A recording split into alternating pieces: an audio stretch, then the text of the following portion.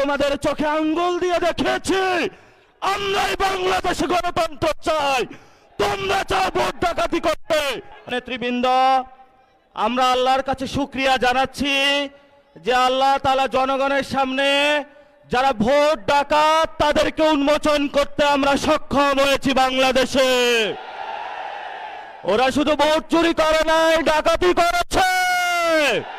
আজকে নির্বাচনের পরে 11 দলীয় যে ঐক্য রয়েছে, আমরা জনগণের সামনে উপস্থিত হয়েছি।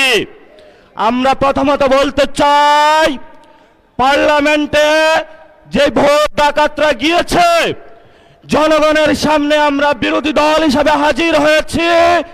আমরা রাজপথে থাকব, কড়ায় গন্ডায় ইঞ্চি ইঞ্চি করে জনগণের উপরে যারা ভোটের ইঞ্জিনিয়ারিং করেছে, ভোট ডাকাতি করেছে থেকে বুঝে নেব ইনশাআল্লাহ।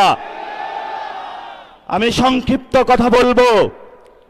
আমাদের ভাই শহীদ উসমান হাদি আজকে আমাদের মধ্যে থাকতে পারতেন, সংসদ সদস্য হিসাবে ঢাকা 8-এর।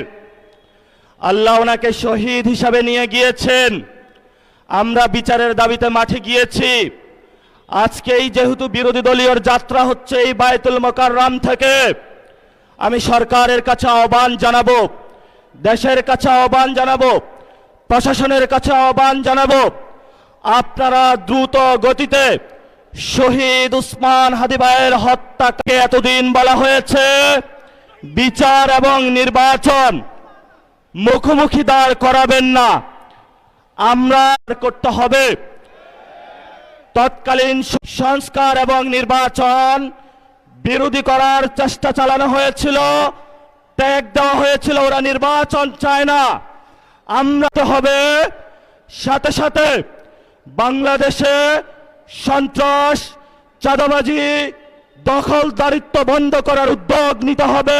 আবার আসবো, দ্বিগুণ হয়ে আসবো, এসেছে দ্বিগুণ হয়ে। আমাদের ভাইয়ের হত্যার বিচার বুঝে নিতে হবে। আবার আসবো, দ্বিগুণ হয়ে আসবো, এসেছে দ্বিগুণ হয়ে। আমাদের ভাইয়ের হত্যার বিচার বুঝে নিতে হবে। রাজপথ সংগ্রাম জারি রাখতে হবে। যেই বোনদের উপরে আক্রমণ করা হয়েছে, পেটে লাথি মারা হয়েছে, বোরকা ধরে টান দেওয়া হয়েছে, গুলিবিদ্ধ করা হয়েছে, পা ভাঙা হয়েছে, প্রত্যেকটির হিসাব কড়ায় গন্ডায় আমরা ইঞ্জিনিয়ার তারেক রহমান থেকে বাংলাদেশে বুঝে নেব ইনশাআল্লাহ।